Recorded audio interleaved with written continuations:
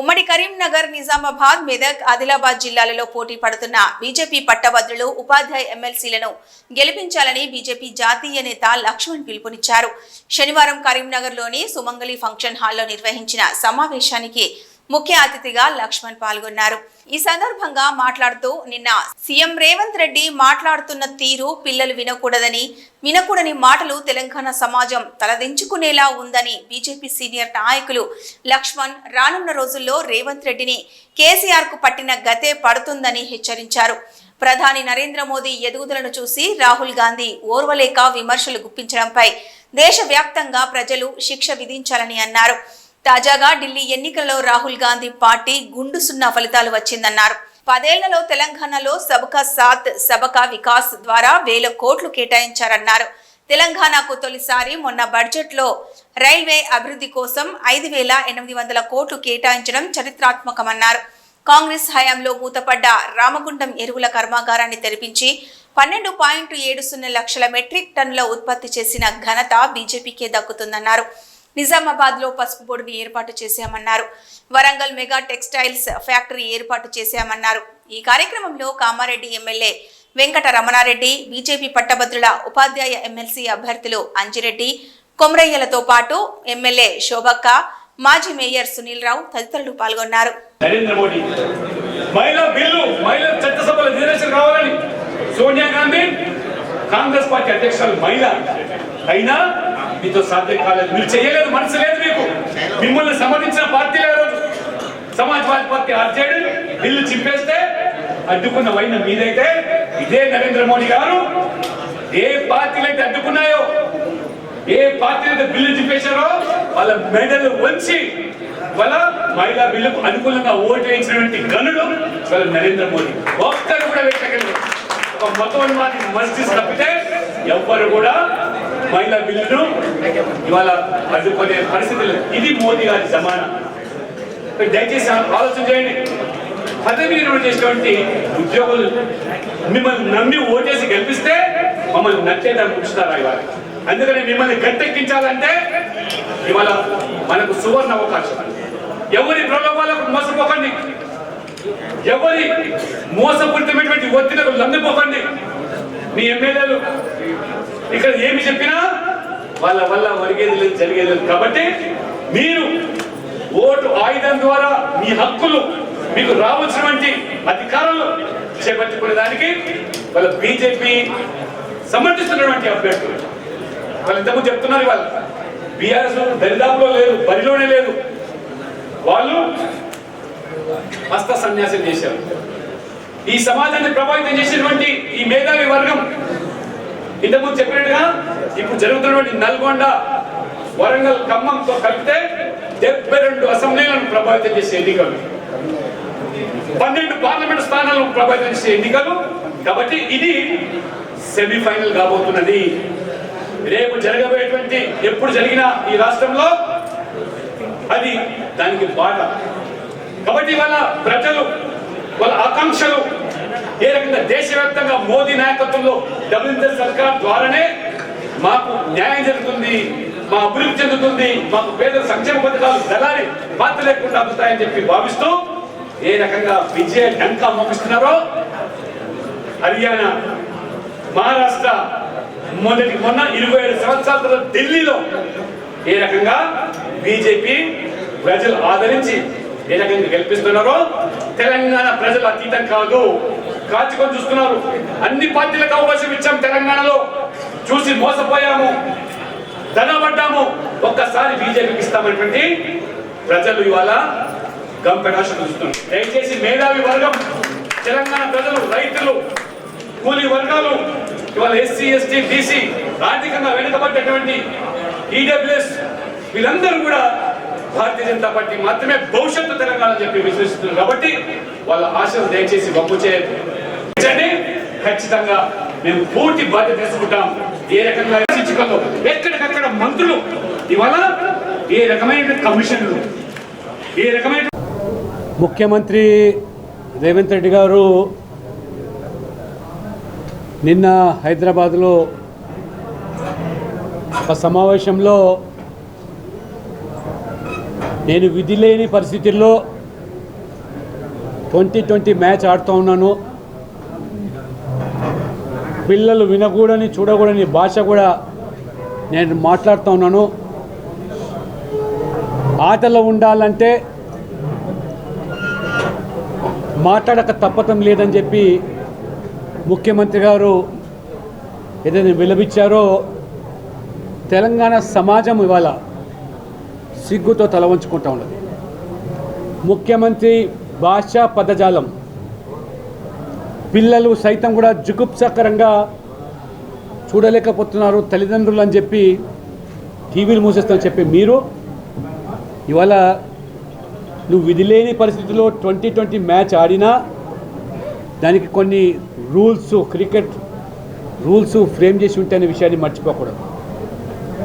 ఆ 2020 మ్యాచ్ ఆడడంలో కేసీఆర్ గారు సిద్ధహస్తులని చెప్పి వారికి ధీటుగా నేను ఆడతానని చెప్పి నువ్వు ఏదైతే భావిస్తున్నావో తెలంగాణ ప్రజలు ఆ రూల్స్ అతిక్రమించినటువంటి కేసీఆర్ను మట్టి గరిపించారు, కర్రు కాల్చి వాత పెట్టినారు. కాబట్టి మీరు కూడా ఈ 2020 మ్యాచ్ పేరు మీద ఆ రూల్స్ను అతిక్రమించి భాషా పదజాలాన్ని ప్రయోగిస్తే మీకు కేసీఆర్కి పట్టిన గతే మీకు పడుతుందని చెప్పి నేను హెచ్చరిస్తాను. మీ రాహుల్ గాంధీ గారు కూడా ఇవాళ నరేంద్ర మోడీ గారికి పెరుగుతున్న ఆదర అభిమానాలు ప్రజల్లో పెలుగుబుతుకున్నటువంటి వారి పట్ల మమకారాన్ని సహించలేక జీర్ణించుకోలేక ఒక పేదవాడు అత్యంత వెనుకబడ్డ సామాజిక వర్గంలో పుట్టి ఛాయముక్కున్న కుటుంబంలో తన కుటుంబ జీవన కోసం ఆ వృత్తిని ఎంచుకుంటే ఇదే రాహుల్ గాంధీ గారు నరేంద్ర మోడీ గారి విధానాల పట్ల అభివృద్ధి ఎజెండా పట్ల లేదా వారి సంక్షేమ పథకాల మీద విమర్శించలేక వారి కులాన్ని వారు వేసుకునే బట్టలను లేదా వారు తినే తిండి మీద ఏదైతే విమర్శలు గుప్పించారో కోర్టు సైతం ముట్టికాయలు వేసింది, కోర్టు శిక్ష విధించింది. ఆ రకంగా మొత్తం ఒక నరేంద్ర మోదీ గారు కాదు యావత్తు బీసీ సామాజిక వర్గాన్ని అవహేళన చేస్తున్నాడు, అవమానపరుస్తున్నాడు అని చెప్పి రాహుల్ గాంధీకి ప్రజలు ఏ విధంగా శిక్ష విధించారో నీ క్రికెట్ భాషలో చెప్పాలంటే రాహుల్ గాంధీకి మొన్న ఢిల్లీలో 3 డకౌట్స్ అంటే 15 సంవత్సరాలుగా నువ్వు అక్కడ ఖాతా ఓపెన్ చేయలేకపోతున్నావు, ఒక్క రన్ను కూడా చేయలేకపోతున్నావు, 0 ఒక్క ఎమ్మెల్యేను గెలిపించుకోలేని పరిస్థితిని ప్రజలు కల్పించారంటే రేవంత్ రెడ్డి గారు మీరు కూడా మీ స్థాయిని మర్చి మీ హోదాను మర్చి తెలంగాణ సమాజం సిగ్గుతో తలవంచుకునే రీతిలో మోదీ గారి పట్ల మోదీ గారి కులాన్ని ఆపాదిస్తూ మాట్లాడుతున్న వైనాన్ని ప్రజలు తెలంగాణ ప్రజలు సహించరని ఖచ్చితంగా ఆ క్రికెట్ భాషలో కాంగ్రెస్కు ఆ డక్కు పరిస్థితి రాకుండా ఉండాలంటే ఇప్పటికైనా మోదీ గారి మీద వ్యక్తిగతమైన విమర్శలకు మానుకోవాలని చెప్పి నేను హెచ్చరిస్తాను. నువ్వు మొన్న అసెంబ్లీలో చెప్పావు మోదీ ప్రభుత్వం తెలంగాణకు ఏమిచ్చిందని. నేను ఇవాళ సూటిగా అడుగుతున్నాను ఈ వేదిక ద్వారా, 10 సంవత్సరాల్లో మోదీ ప్రభుత్వం తెలంగాణ ప్రజలు పెద్దగా ఆదరించి మమ్మల్ని ఇక్కడ శాసనసభలో గెలిపించకపోయినా కానీ పెద్ద మనసుతో నరేంద్ర మోడీ గారు సబ్కా సాత్ సబ్కా వికాస్ పేరు మీద అన్ని ప్రాంతాలను అన్ని వర్గాలను వారికి సమన్యాయం చేయాలి అని సమదృష్టితో తెలంగాణకు ఇవాళ 10 సంవత్సరాల్లో ఇంతకుముందు నేను చెప్పాను. ఒక్క ఉదాహరణ రైల్వే బడ్జెట్ ఏదైతే ఉమ్మడి ఆంధ్రప్రదేశ్కు మీరు కేంద్రంలో అధికారుల నుండి యూపీఏ కాంగ్రెస్ బీఆర్ఎస్ ఇద్దరు చట్టాపట్టాలు వేసుకొని అధికారంలో కొనసాగిన అంతగాగిన మీరు తెలంగాణలో కూడా 2 పార్టీలు అధికారంలో ఉండి ఒరగబెట్టింది ఏమిటంటే ఉమ్మడి ఆంధ్రప్రదేశ్కు రైల్వే బడ్జెట్ కింద సాలీన 800 కోట్లు మీరు బడ్జెట్ కేటాయిస్తే ఇదే మోదీ గారి ప్రభుత్వం ఆన్ యావరేజ్ గత కొన్ని సంవత్సరాలుగా మరి ఆంధ్రప్రదేశ్కు తెలంగాణకు మొన్న బడ్జెట్లో కేవలం ఆంధ్రప్రదేశ్కి 9,000 పై చిలుకు రైల్వే బడ్జెట్ కేటాయించి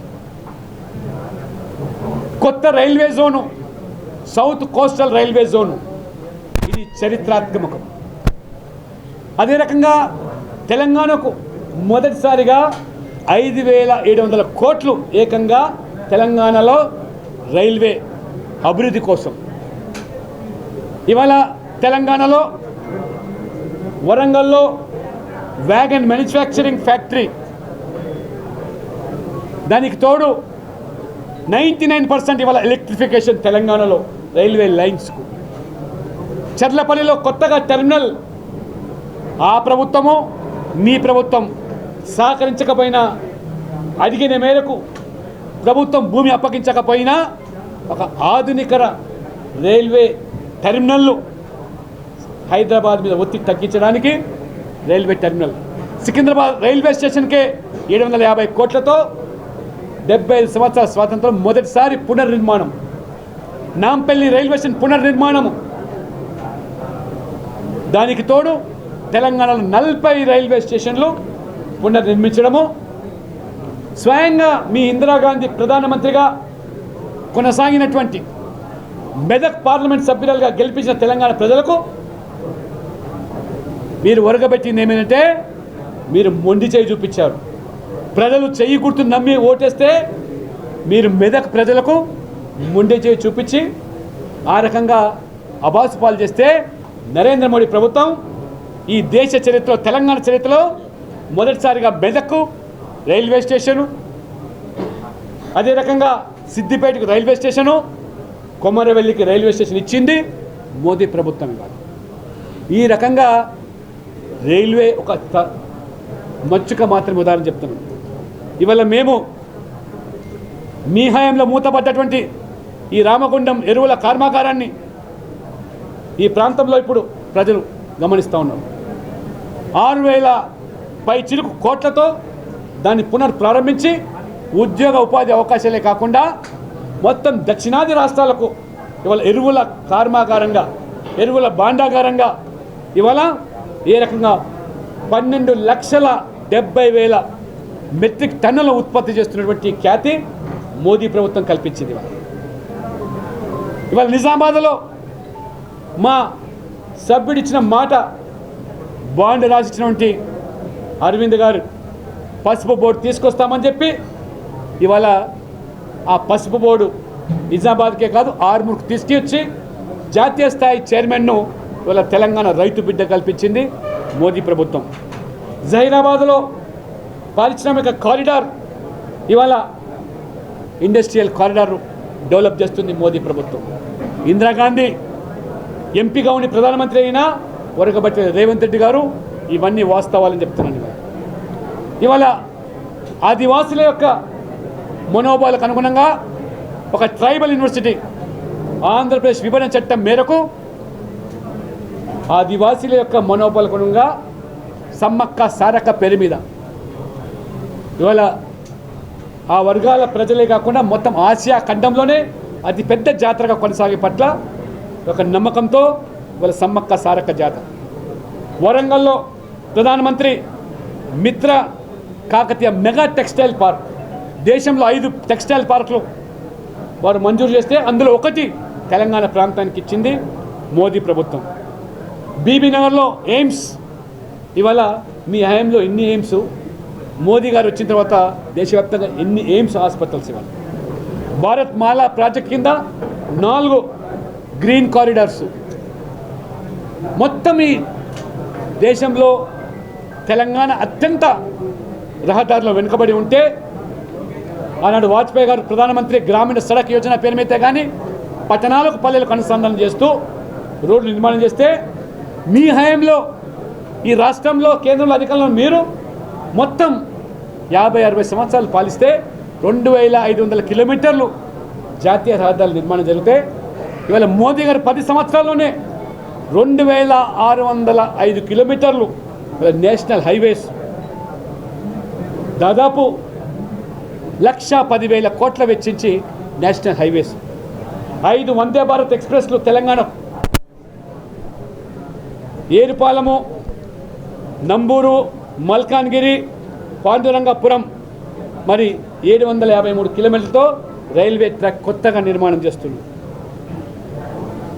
ప్రధానమంత్రి ఆవాస్ యోజన కింద పట్టణ ప్రాంతాల్లో 2 లక్షల మందికి ఇళ్ల నిర్మాణానికి దోహదపడ్డటువంటి స్వచ్ఛ భారత్ పేరు మీద 31 లక్షల మందికి పేద ప్రజలకు ఇవాళ ఏదైతే బహిర్భూమిలో కాలకృత్యాలు తీసుకునే దుస్థితిలో ఉన్నటువంటి మీ పాలనకు భిన్నంగా తెలంగాణలో 31 లక్షల టాయిలెట్లు ఇవాళ నిర్మించినటువంటి ఖ్యాతి. అదే రకంగా జల్ జీవన్ మిషన్ కింద మరి నల్లాధార నీళ్ళు ఇవ్వాలని చెప్పి సురక్షితమైన నీళ్లు కల్పించడానికి 38 లక్షల ఇవాళ ట్యాప్స్ నల్లా ద్వారా నీళ్ళు ఇచ్చేది. ఆయుష్మాన్ భారత్ కింద 82 లక్షల మందికి ఆరోగ్య కార్డులు. ఇవాళ 70 సంవత్సరాలు పైబడ్డ వాళ్లకు ఆర్థికంగా సామాజిక స్థితిగతులతో సంబంధం లేకుండా irrespective of caste, irrespective of their income limits 70 సంవత్సరాలు అందరికీ కూడా ఆయుష్మాన్ భారత్ ఇవాళ ఆ సదుపాయం కల్పించారు. 9 జిల్లాలను, వెనుకబడ్డ జిల్లాలను ఇవాళ దాదాపు 3,000 కోట్లతో తెలంగాణలో అభివృద్ధి చేస్తున్నటువంటి, ఆ రకంగా ప్రతి జిల్లాకు 50 కోట్లు సాలీనా ఇస్తున్నటువంటి ఇది 10 సంవత్సరాలు మచ్చుకకు ఇవాళ రేవంత్ రెడ్డి గారు మీరు అసెంబ్లీలో తీర్మానం చేసి ధర్నాలు చేసి మభ్యపెట్టే ప్రయత్నాలు చేస్తూ ఉంటే తెలంగాణ ప్రజలు నమ్మి మోసపోవడానికి అమాయకులు కాదు. కాబట్టి మీ 10 సంవత్సరాల్లో యూపీఏలో ఏమి సాధించారో ఇవాళ మా ఎమ్మెల్యేలు, మా పార్టీ కార్యకర్తలు చర్చకు సిద్ధంగా ఉన్నాయని చెప్పి సవాల్ చేస్తూ, అందుకనే ఈ జరగబోయేటువంటి గ్రాడ్యుయేట్స్ ఈ యొక్క మరి టీచర్ కౌన్సిల్ 3 ఎన్నికలు ఉన్నాయో ఇది తెలంగాణ ప్రజల భవిష్యత్తు నిర్ధారించే ఎన్నిక. కాబట్టి మీరందరూ కూడా విద్యావంతులు, వివేకంగా తెలంగాణకు డబుల్ ఇంజన్ సర్కార్ రావడం వల్ల ఏ మేలైతే దేశవ్యాప్తంగా 21 రాష్ట్రాల్లో జరుగుతుందో ఆ అభివృద్ధి, ఆ పేదల సంక్షేమ పథకాలు దళారీ వ్యవస్థ లేకుండా 10 సంవత్సరాల్లో 25 లక్షల కోట్ల రూపాయలు నేరుగా పేదల బ్యాంక్ ఖాతాలకు చేర్చినటువంటి ఇదే రాజీవ్ గాంధీ హయాంలో స్వయంగా వారు ప్రధానమంత్రిగా చెప్పారు, ఢిల్లీ से मैं 100 रुपये गरीब के के लिए जब मैं भिजाता हूँ तो 15 रुपये गरीब के खाते में पहुँचता था, बाकी 85 रुपये दलाली खाता था. ये था आपका ज़माना. आज मोदी का शासन में 0 टॉलरेंस ऑन करप्शन. కాబట్టి ఈ వ్యత్యాసాన్ని తెలంగాణ ప్రజలు గమనించారు, గుర్తించారు. కాబట్టి మీ మోసపూరితమైనటువంటి రేవంత్ రెడ్డి గారు మాటల తూటాలకు ప్రభావితం కారని ఖచ్చితంగా ఈ ఎన్నికల్లో మరి బీజేపీ అభ్యర్థులను గెలిపించి కళ్ళెం వేస్తారని చెప్పి నేను కోరుకుంటూ మీ అందరికీ కూడా ధన్యవాదాలు.